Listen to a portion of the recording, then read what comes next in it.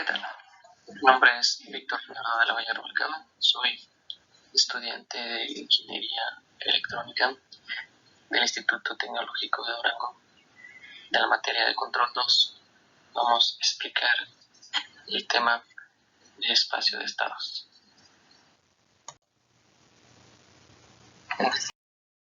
Descripción de espacio de estados es una forma de representar un sistema dinámico en función de ecuaciones en diferencia de primer orden, lo cual nos da pie a las variables de estado, que nos dice que son el conjunto más pequeño de variables que determina el comportamiento dinámico de un sistema.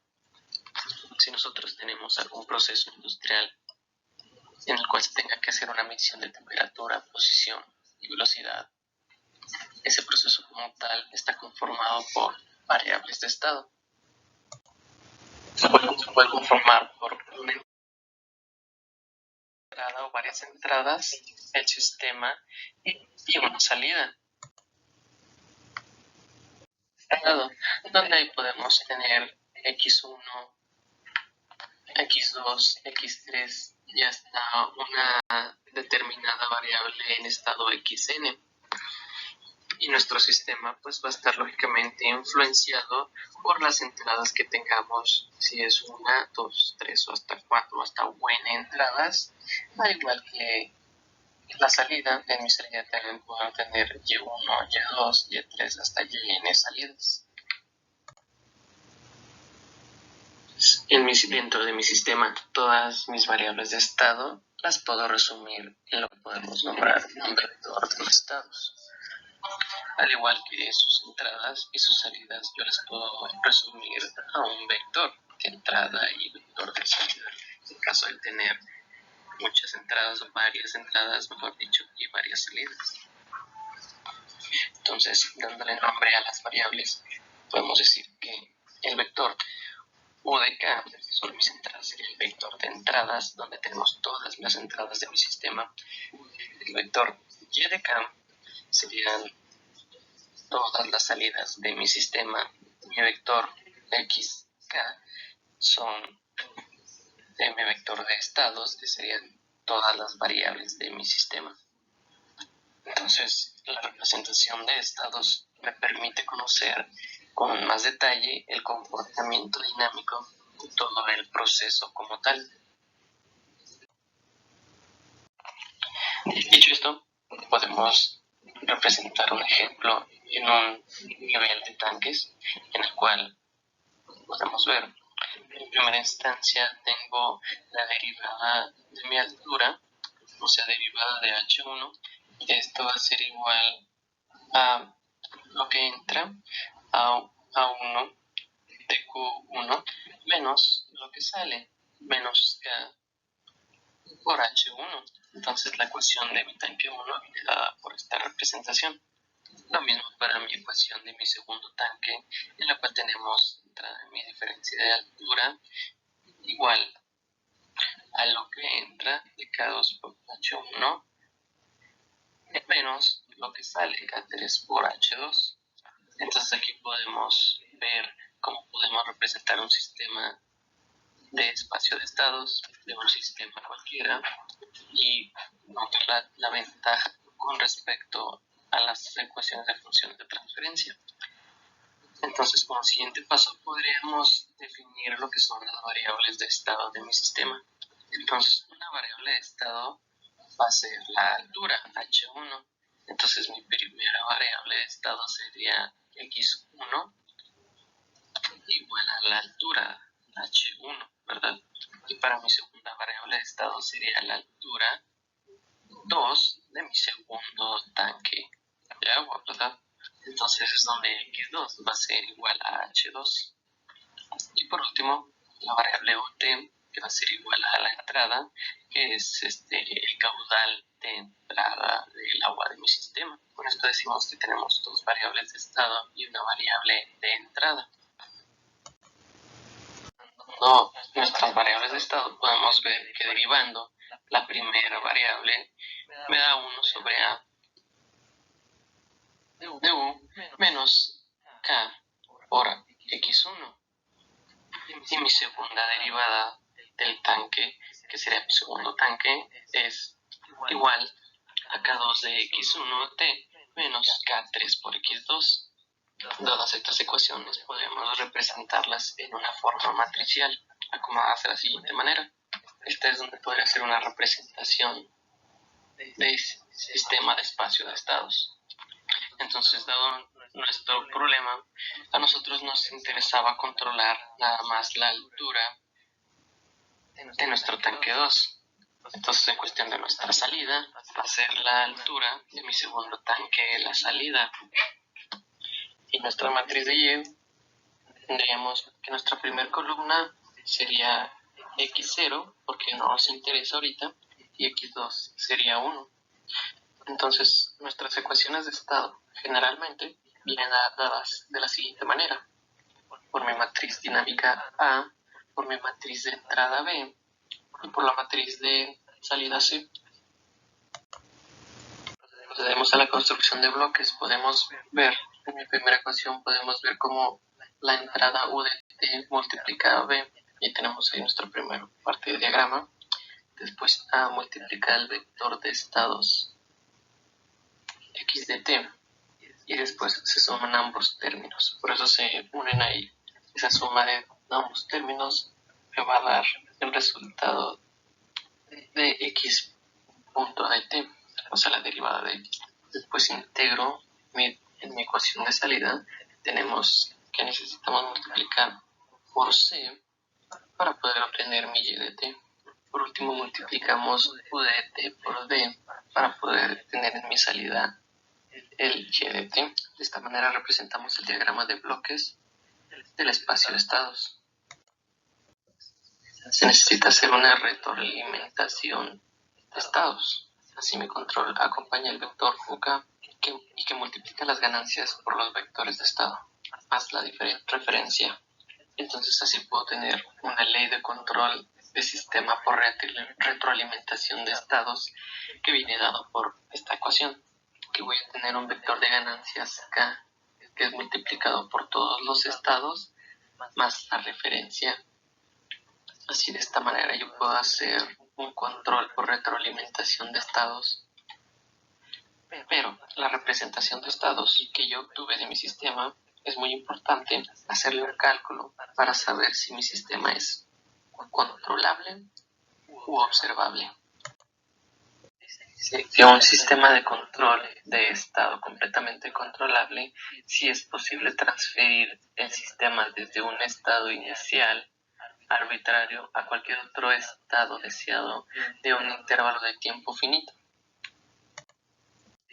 Que un sistema de control de estado completamente controlable, si es posible transferir el sistema desde un estado inicial arbitrario a cualquier otro estado deseado de un intervalo de tiempo finito.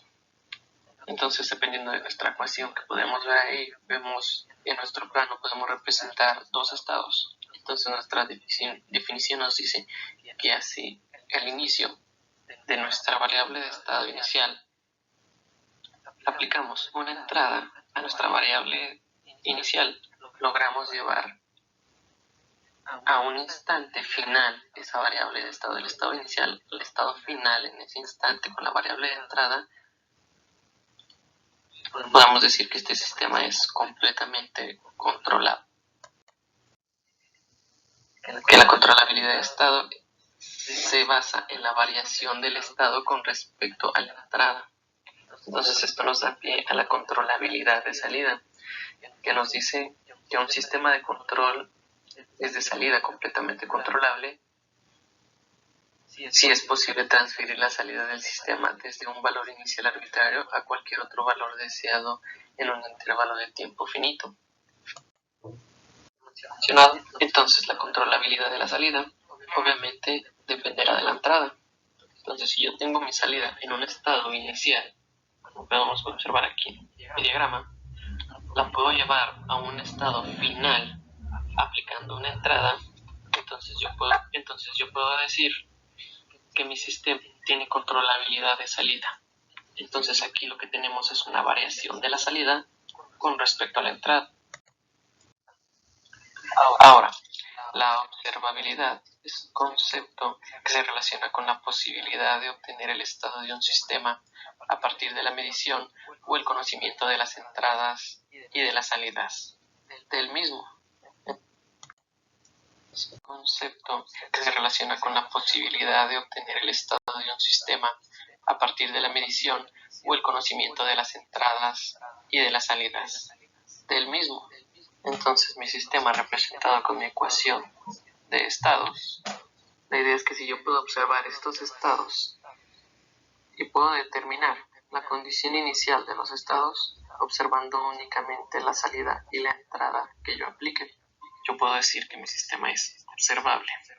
O sea que un sistema es completamente observable si cualquier estado inicial puede determinarse a partir de la observación de yn salidas, o sea, la y en n periodos de muestra. Aquí un ejemplo conceptual de lo que es observabilidad y lo que es controlabilidad. Aquí tenemos una fuente de corriente que vale 1 y tenemos dos estados, x1 y x2. Los estados son el voltaje que hay en el capacitor 1 y en el capacitor 2. La salida la tenemos en y, podemos notar como el circuito se encuentra abierto en la salida. Quiere decir que en realidad yo estoy midiendo el voltaje que hay en realidad en R3. Como R3 vale 2 y el voltaje vale 1, vemos que el voltaje a través de R3 sería 2 veces U. Vemos que yo no puedo manipular el voltaje de entrada en R para obtener el voltaje en C2. Entonces la carga de mi capacitor C2 va a depender de mi estado inicial. Entonces al notar que U, variando el voltaje de U, no puedo controlar o llevar a una condición deseada C2, por lo tanto el sistema se dice que no es controlable. Sí. Aquí en el siguiente ejemplo numérico podemos observar y determinar si este sistema es controlable o observable. En la controlabilidad aplicamos o encontramos la matriz de controlabilidad. Recordamos que mi matriz de controlabilidad es AB es B por AB por A, n-1, n es la dimensión, que en este caso es 3 menos 1, 2, por B. El vector columna que obtenemos de multiplicación de A por B es la siguiente. Y después de calcular A cuadrado por B, podemos observar el otro vector columna que nos da como resultado. Después formamos nuestra matriz de controlabilidad con los vectores que obtuvimos. Después obtenemos el rango. Para hacerlo simplemente cambiamos de rango la matriz, intercambiando las filas, 1 por la 2. Podemos observar que ninguna de las tres filas está completamente llena de ceros. Por lo tanto, el rango de la matriz de controlabilidad es 3. Y sabemos que la dimensión del sistema es 3. Y si la dimensión es igual al rango, entonces mi sistema es controlable. Vamos a ver en la observabilidad con nuestra matriz de observabilidad, que viene dado de esta manera, OB, que es igual a CA y de CA al cuadrado, y podemos ver cómo el cálculo de CA me da un vector y el de CA cuadrada me da el siguiente vector. Reemplazamos en la matriz de observabilidad lo que vale C, lo que vale CA y lo que vale CA al cuadrado. Podemos notar que se genera una matriz identidad que ya se encuentra diagonalizada y procedemos a hallar el rango. Al igual que el otro ejemplo, podemos ver que ninguna fila está completamente llena de ceros. Entonces el rango sería de 3. Y como ya sabemos, nuestra dimensión del sistema también es 3. Entonces podemos decir que nuestro sistema es observable. Entonces, por último, pues podemos decir que el control automático se ha convertido actualmente en una disciplina con fuerte presencia en la industria de la ingeniería, dado su interés científico, tecnológico y económico. Entonces, en esta teoría de control moderno, nos da una idea fundamental o un enfoque en el que consiste en construir un modelo que contenga toda la información dinámica de un sistema, trato de controlarlo de una manera más robusta. De mi parte sería todo. Muchas gracias por ver el video. Hasta luego.